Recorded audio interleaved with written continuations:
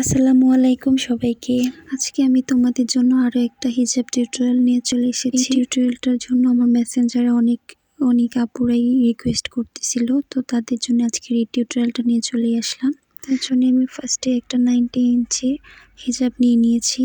তো ব্রাউনিশ কালারের ছিল হিজাবটা। তো এই হিজাবটাকে আমি একটা সাইডে একটু একদমই কম বা বেশি এরকম না, প্রায় সমানভাবেই নিয়ে নিয়েছিলাম।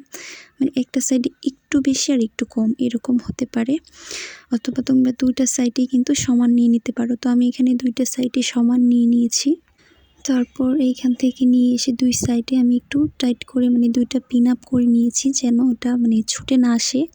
তারপর মাথার উপরে কিন্তু এখানে টাইট করে রাখতে হবে, তা না হলে হিজাবটা কিন্তু ছুটে আসবে। তারপর একটা সাইড, যে এই সাইডটা, এটাকে হালকা করে নিয়ে আসার পর একটা সাইডে নিয়ে এদিকে রেখে দিতে হবে। দেন এই সেম প্রসেসটা তোমরা নেক্সট যে পার্টটা রয়েছে সেটাতে ইউজ করলে কিন্তু এই টিউটোরিয়ালটা খুব ইজিলি ভাবে কমপ্লিট হয়ে যাবে।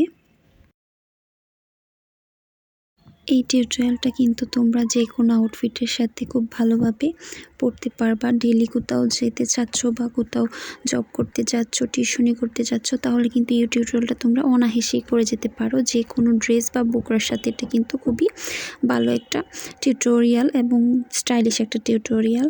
তার উপর খুব ইজিলিভাবে এটা করা যাচ্ছে।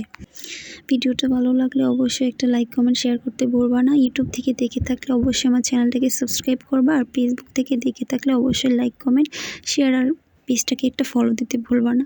ধন্যবাদ সবাইকে।